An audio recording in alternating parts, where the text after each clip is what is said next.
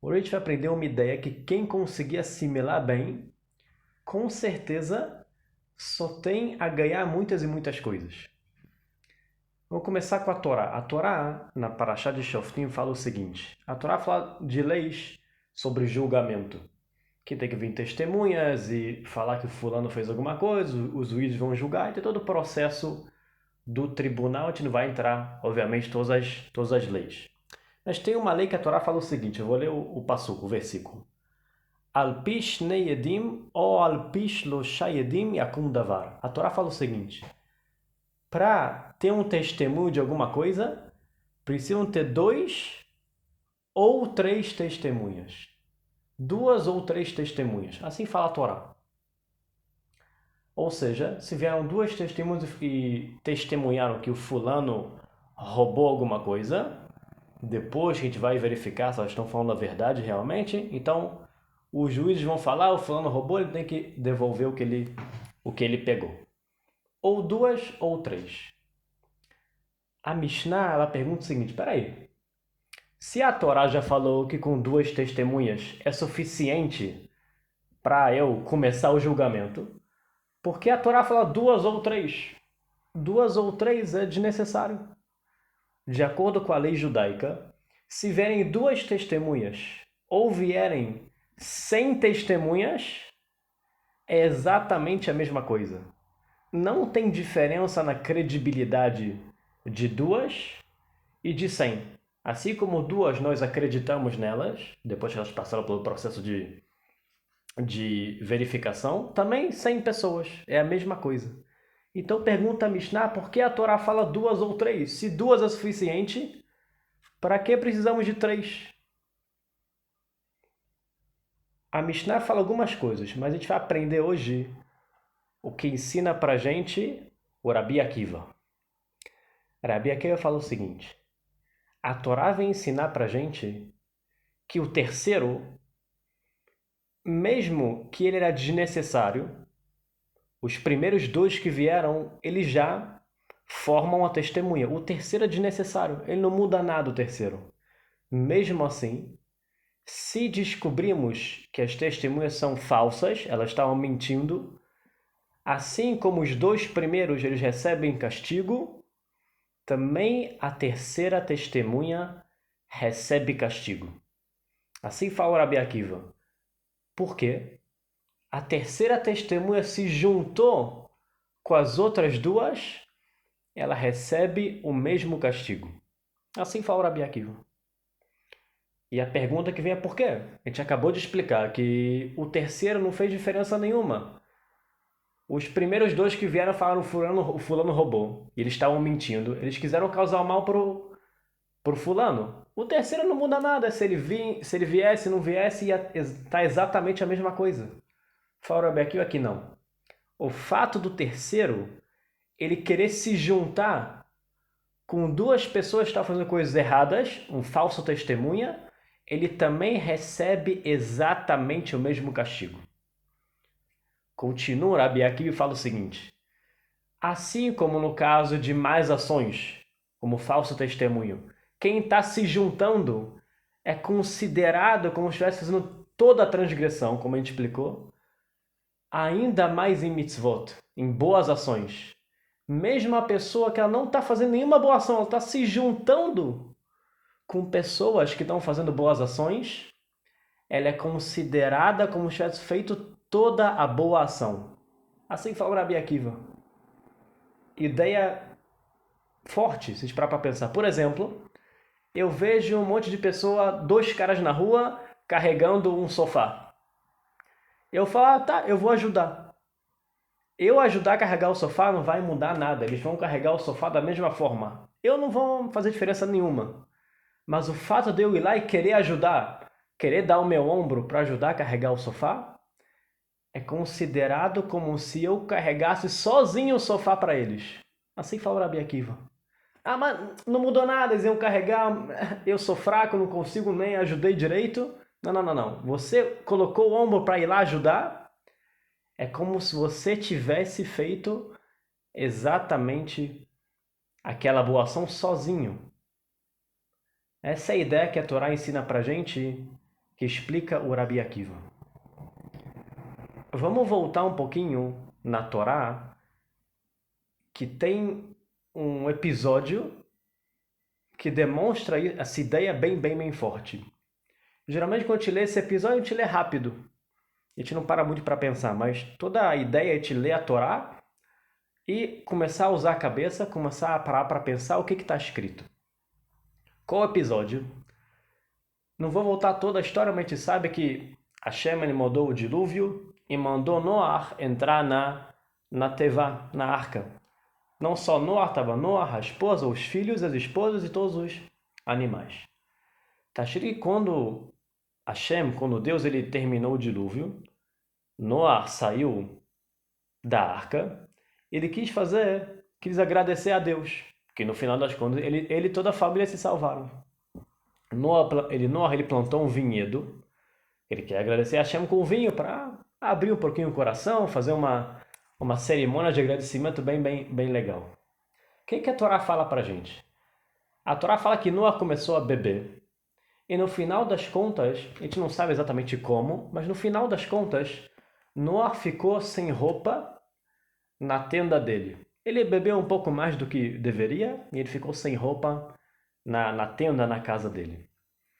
O que aconteceu? Veio o terceiro filho de Noah, chamado Ham. Ele foi espiar. Já não começou bem, mas ele foi espiar o que o pai estava fazendo dentro da tenda dele. De repente ele viu o pai sem roupa dentro da tenda. O que ele foi fazer? Ele ficou quieto. Não. Ham era um cara impulsivo. Ele foi lá e foi logo contar para os dois outros irmãos, Shem e Yefet, os outros dois filhos de Noah. Ele foi lá e contou. O que a Torá conta? Eu vou ler para a gente o versículo na Parashá de Noah. A Torá fala o seguinte. Eu vou ler em hebraico e traduzir para a gente entender melhor o que a mensagem. Vaikach Shem vayefet et asimla vayasimu al Shem shneyem vailchu achoranit vayechasu et ervat aviem. E pegou, vou traduzir ao pé da letra. E pegou Shem e Yefet, o cobertor, colocaram o cobertor no ombro e foram de costas para cobrir o pai, cobrir Noah, para não verem o pai sem roupa. E pegou Shem e Yefet. Assim a Torá fala. Vaikach, no singular. E a pergunta que vem para aí. Quantas pessoas pegaram o cobertor? 2. Shem e Yefet, os outros dois filhos de Noah. Por que a Torá fala Vaikach Shem ve'Yefet? E pegou Shem e Yefet. Como assim pegou? E pegaram. Vaikhu. Deveria a Torá escrever. A resposta é exatamente a mensagem que a gente aprendeu com Rabi Akiva. O que aconteceu? Na hora que Ham contou que o pai estava desnudo, Shem não pensou 2 vezes. Ele foi lá e pegou o cobertor para cobrir o pai. Quantas pessoas precisam para carregar um cobertor? Uma. Cobertor é uma coisa muito pesada. Shem foi lá e pegou o cobertor. E Yefet apareceu e falou, eu também quero participar, eu também quero fazer a mitzvah. Deixa eu pegar uma ponta do cobertor. E Yefet foi lá e pegou o cobertor também. Assim os dois foram cobrir o pai. Por isso que a Torá fala Vaikar, e pegou. Porque quem pegou primeiro foi Shem. E Yefet ele só se juntou para carregar o cobertor.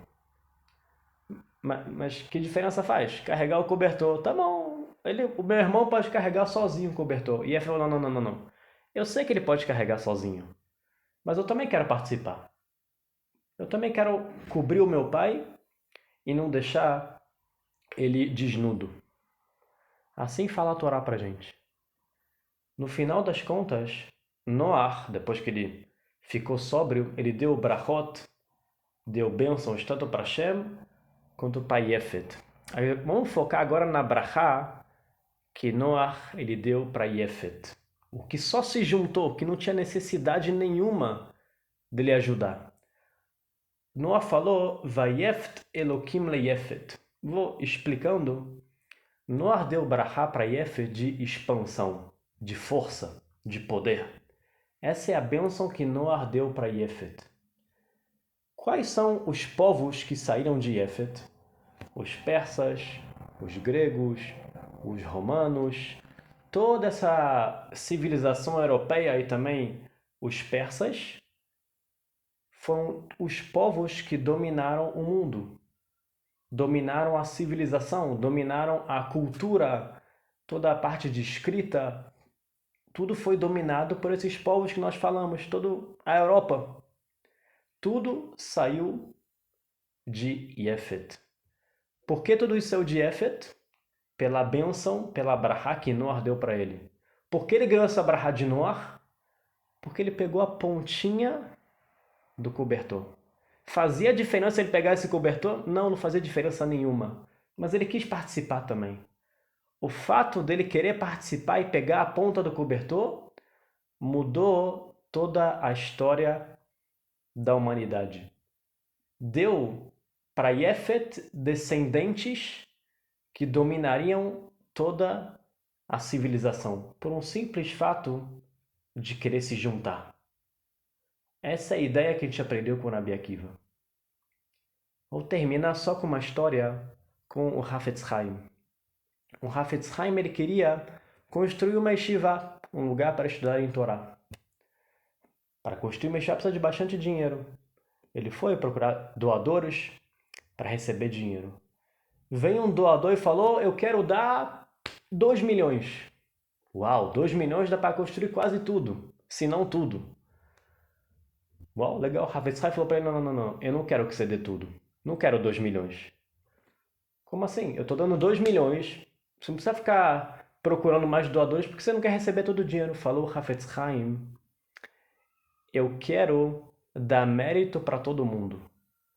Toda pessoa que me dá 5, vou falar em dólares, ele me dá 5 dólares para construir yeshiva, é como se ele estivesse dando dinheiro para toda a yeshiva.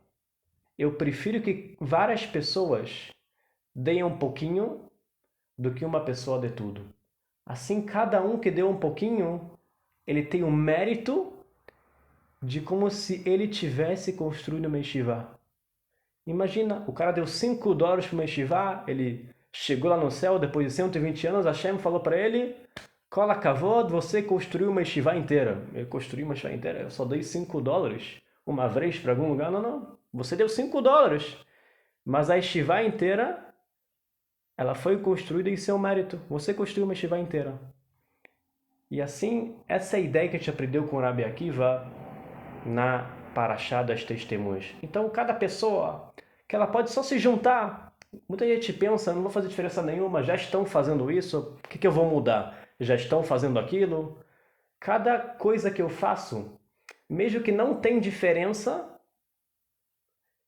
é considerado como se eu tivesse feito toda a mitzvah.